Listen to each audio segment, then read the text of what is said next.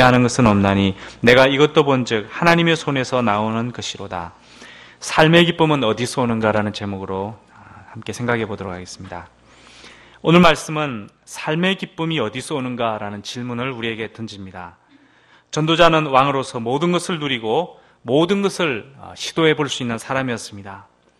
그는 자신의 지혜로서 열심히 세상의 이치를 연구했습니다.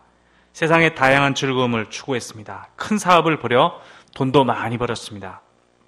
이 모든 일을 대충 하지 않고 그는 열심을 다해 많은 수고를 하였습니다. 지혜와 즐거움과 부, 성실과 같이 인간이 할 수 있는 최선의 노력을 다 해보고 그가 내뱉은 말은 이 모든 것이 헛되다라는 것입니다. 번뇌와 근심이 더욱 늘어나고 기쁨은 실종이 되고 이런 일이 바람잡는 일과 같다는 것입니다.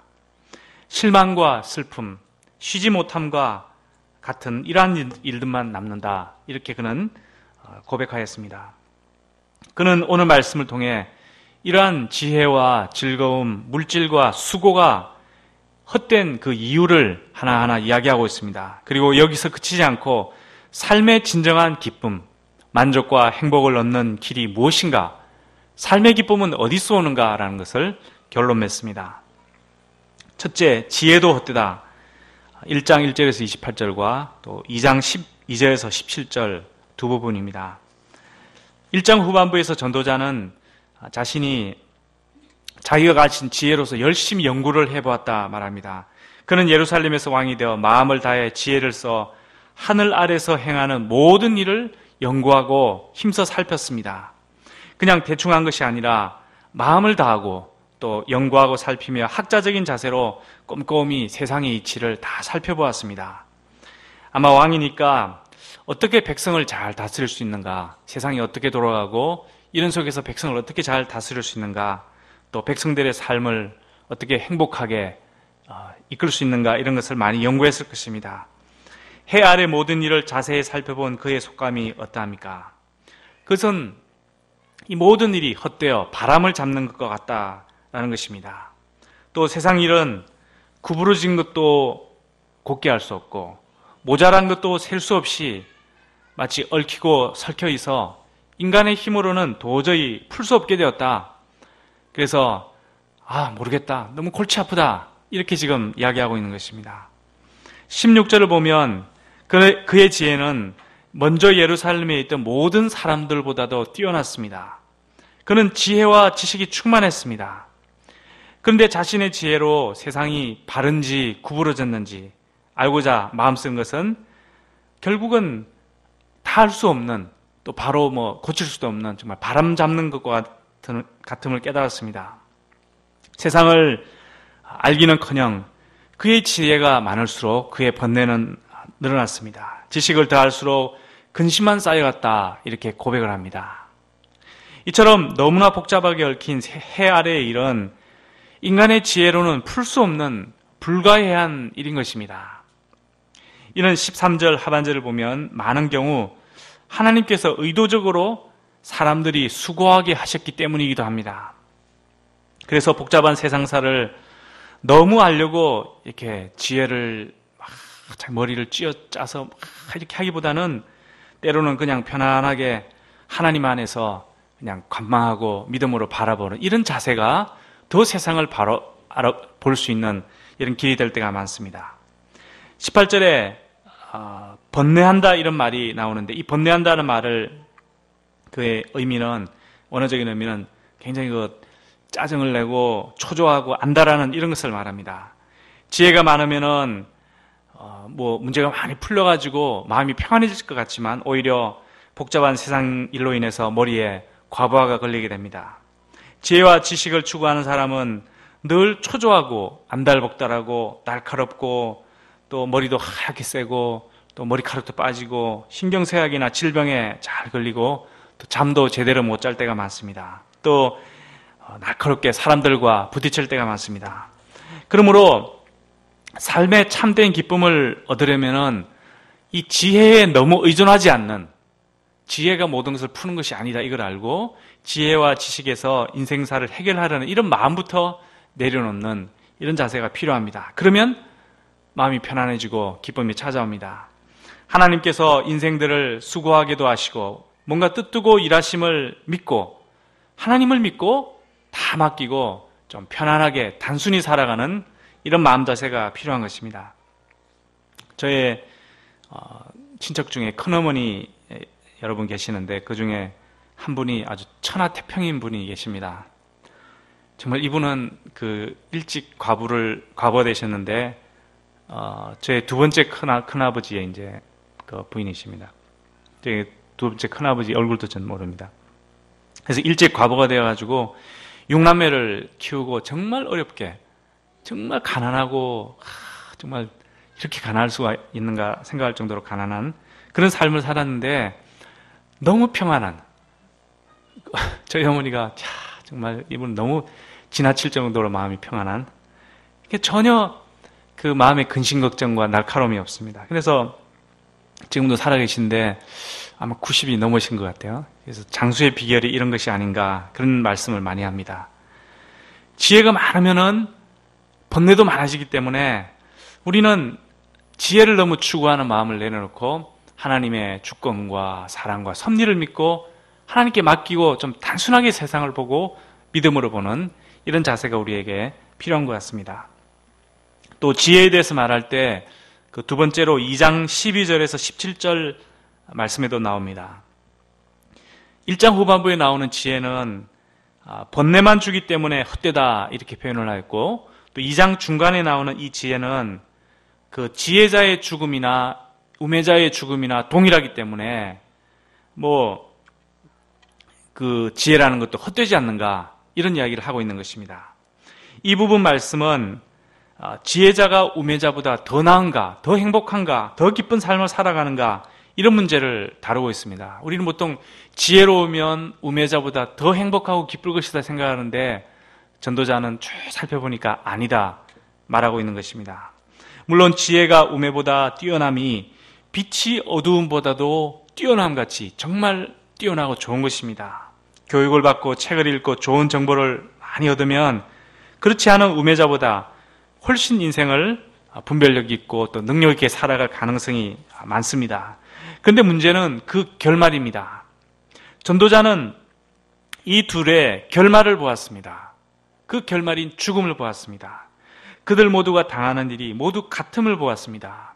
우매자만 죽는 것이 아니라 지혜자도 죽고 그들이 다 죽은 다음에 그들이 어떻게 살고 했는가 그런 것은 세상 사람들로부터 다 잊혀진다는 것입니다. 그리고 그 사람들도 그걸 기억하는 사람들도 나중에 다 죽어버리기 때문에 우매자의 죽음이나 또 이 지혜자의 죽음이나 동일하기 때문에 이 지혜가 그렇게 우리에게 행복을 주는 것은 아니다 이렇게 이야기를 하고 있는 것입니다.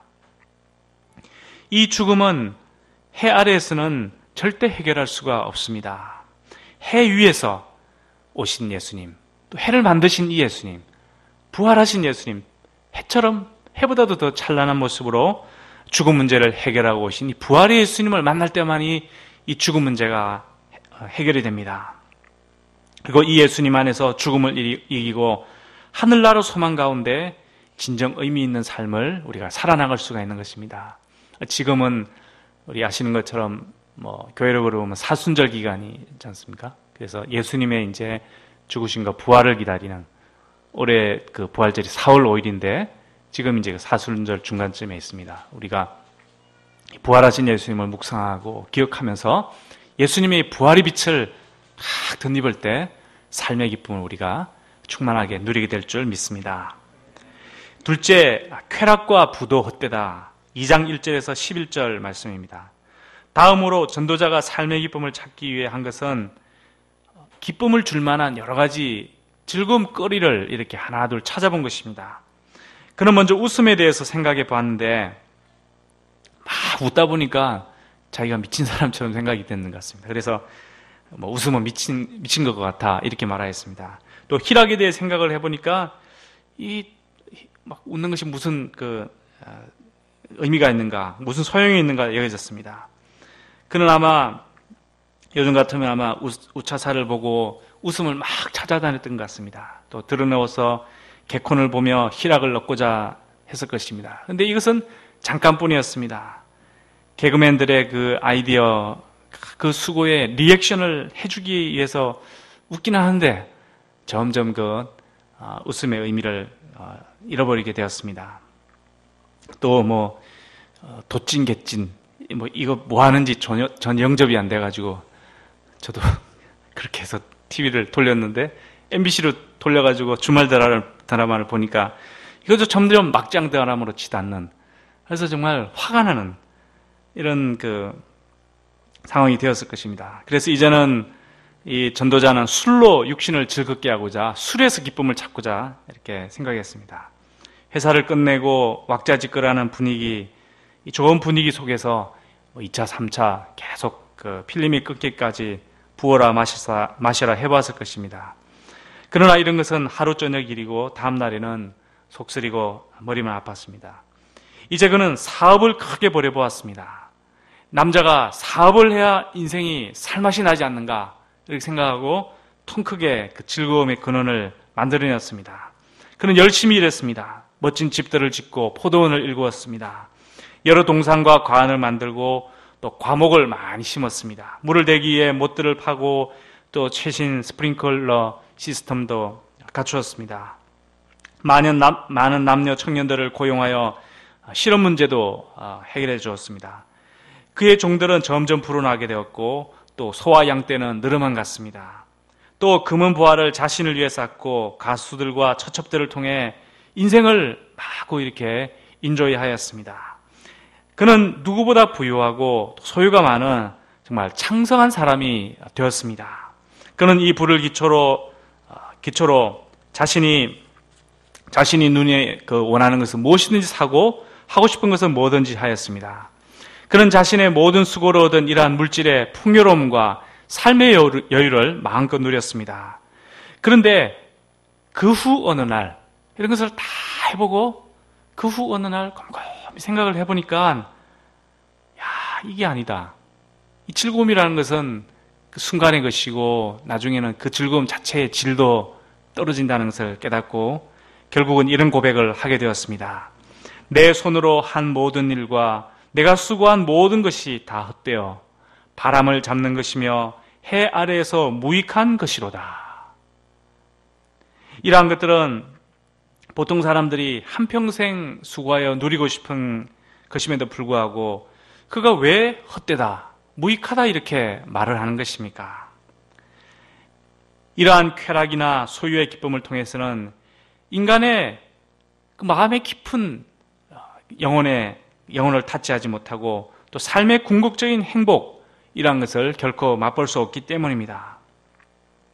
만약 그가 자신의 만족이 아니라 하나님의 영광과 이웃의 행복을 위해서 자신의 물질을 쓰고 일을 하였더라면, 그 열정을 쏟아부었더라면 아마 그는 더 많은 기쁨을 얻었을 것입니다. 전도서가 결론 맺는 창조주 하나님을 찾고 영혼을 사모하며 하나님의 영광을 위해 이웃을 섬기기 위해 땀 흘려 수고했다면 그는 분명 다른 결과를 얻었을 것입니다. 셋째, 수고도 헛되다. 2장 18절에서 끝까지입니다. 전도자는 누구보다 열심히 살았던 사람입니다. 헛되다 이렇게 해서 무기력한 거 보이지만 결코 그렇지 않습니다. 열심히 행동하고 움직이고 실제 땅에 막 뛰어다니던 이런 사람이었습니다. 그런데 18절을 보면 자신이 해 아래에서 행한 모든 수고를 이제는 미워한다 이렇게 말을 합니다. 20절에서는 내 마음에 실망하였다 이렇게 하고 23절에서는 일평생에 근심하며 수고하는 것이 슬픔뿐이다. 밤에도 쉬지 못하니 헛되다. 자신이 열심히 수고한 것을 다 해보고 그걸 미워하고 실망하고 슬퍼하고 헛되다 이렇게 말을 하니 참 우리로서는 잠시 의아해집니다. 그가 이렇게 하는 이유가 무엇입니까? 그것은 이 모든 것이 인간의 삶이 죽음과 연관이 되어 있기 때문입니다. 자신이 죽은 후에 자신의 뒤를 이을 그 후계자에게 그동안에 자기가 모든 열정을 쏟아부은 그 수고의 열매를 그냥 다 넘겨줘야 한다고 생각하니까 내가 왜 수고했는가, 왜 밤잠을 못 잤는가 이런 억울한 마음이 들었던 것 같습니다. 또 그 후계자가 정말 믿음 있는 사람인지 지혜 있는 사람인지 아니면은 우매자여 악인인지 그 열매를 다 탕진할 것인지 그것도 모를 일이었습니다. 인생을 열심히 살면서 수고하여 맺은 열매가 이렇게 허무하게 없어진다 생각을 할 때 자신의 인생, 자신의 수고 그 자체가 헛되다 하는 것을 그는 알게 되었던 것입니다. 21절을 보면 어떤 사람이 지혜와 지식과 재주를 다해 수고를 했지만 그 얻은 것을 수고하지 않은 자의 몫으로 넘겨주게 될 때 이는 헛되며 큰 악이다 이렇게 말하였습니다. 여기서 큰 악이라는 말은 큰 비극이다, 큰 불행이다 이런 뜻입니다. 어쨌건 자신의 전 인생을 들인 수고가 자기 자신에게 유익이 되지 않고 죽음으로 인해 이렇게 남의 손에 고스란히 넘어가게 되니 자신의 수고는 정말 헛되다. 정말 이런 인생에 내가 기쁨이 있는가 한탄하는 것입니다. 그러나 아무리 발버둥 쳐도 소용이 없습니다. 그는 죽게 되고 그의 후계자가 그의 수고의 열매를 따먹을 것입니다. 이것이 인생이고 그의 수고는 헛되게 됩니다. 일평생 근심하며 수고해도 마음 아픈 일만 남고 일평생 밤낮 쉬지 않고 일해도 헛된 결과만 남는 것이 인생입니다. 그러면 과연 인생의 기쁨은 어디서 오는 것일까요? 아무리 수고를 해도 아무리 즐길 거리와 큰 사업을 벌여도 또 소유를 쌓아도 뛰어난 지혜와 지식을 가져도 얻을 수 없다는 이 삶의 기쁨, 이 즐거움을 도대체 어디서 얻을 수 있는 것입니까? 오늘 요절 말씀이 2장 24절을 다시 한번 보십시오.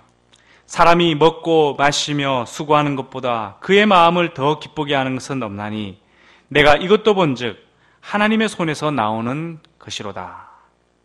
사람이 먹고 마시고 또 자신의 일에서 만족을 누리는 것, 이것보다도 더 낫고 기쁨을 주는 것이 없다라는 것입니다.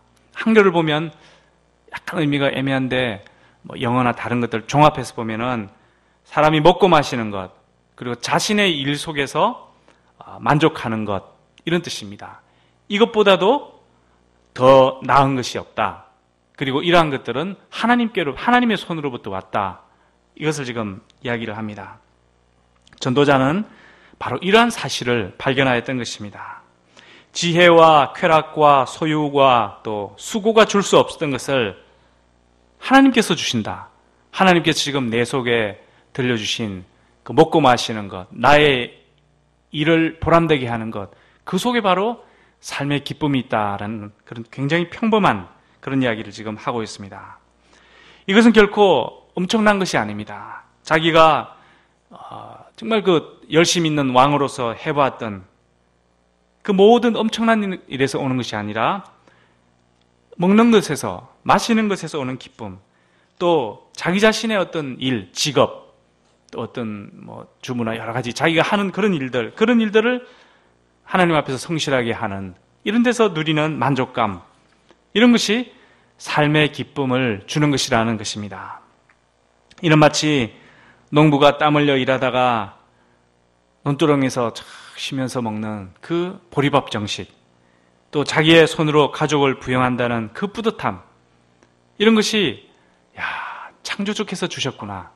하나님이 나에게 건강을 주시고 땅을 주시고 가족을 주시고 곡식이 자라나게 하시구나. 이런 것들을 깨닫는 이런 속에서 삶의 기쁨을 얻을 수 있다는 것입니다. 뭔가 크고 대단한 것, 또 잘난 것, 뛰어난 것에서 삶의 기쁨을 우리가 얻으려 한다면 피곤하고 번뇌만 쌓일 뿐이라는 것입니다. 다 가지고 다 누리는 것 같은데 이러한 것들은 사실 내 손에서 빠져나가는, 마치 바람처럼 그걸 잡았다 생각했는데 바람처럼 손에서 빠져나가는 그런 것이라는 이야기를 전도자가 하고 있습니다.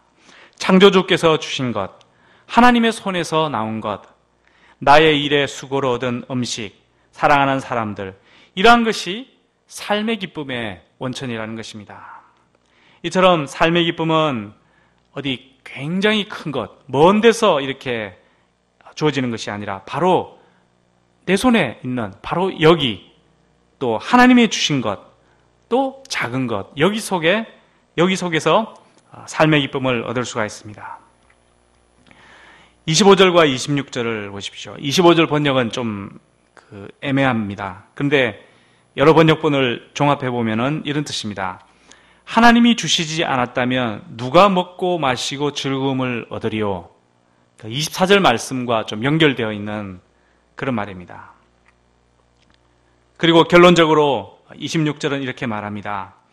하나님은 당신이 기뻐하시는 자에게 지혜와 지식과 희락을 주십니다. 그러나 죄인에게는 노고를 주셔서 그 죄인이 고생하며 쌓은 것을 하나님을 기뻐하고 사랑하는 자에게 주신다는 것입니다. 그래서 죄인의 노고는 헛되어 바람을 잡는 것일 뿐이다. 이렇게 2장을 끝맺고 있습니다. 이상에서 전도자는 한 가지 삶의 비결을 굳게 붙들게 되었습니다. 창조주 하나님의 존재를 인식하는 것. 이것이 바로 삶의 길을 여는 새로운 출구가 된다는 것입니다. 사실 외적으로 바뀌는 것은 아무도 없습니다. 지혜가 많아진다거나 돈이 많이 벌린다거나 또 수고를 좀 더하거나 덜하거나 이런 것이 아닙니다. 단지 세상을 보는 시각이 달라진 것입니다. 이 세상을 움직이는 분이 누구신가? 이 세상의 공급자가 누구신가? 이런 것을 깨닫는 데서 시작이 됩니다. 해 아래에서는 선한 것을 발견할 수 없지만 눈을 들어 하나님을 바라볼 때 삶의 진정한 기쁨이 솟아난다. 이 하나님을 바라보자. 지금 전도자가 말을 하고 있는 것입니다. 하나님은 당신을 기뻐하는 자에게 삶의 참된 지혜와 지식과 행복을 주십니다. 마지막 25절에는 하나님을 기뻐하는 자,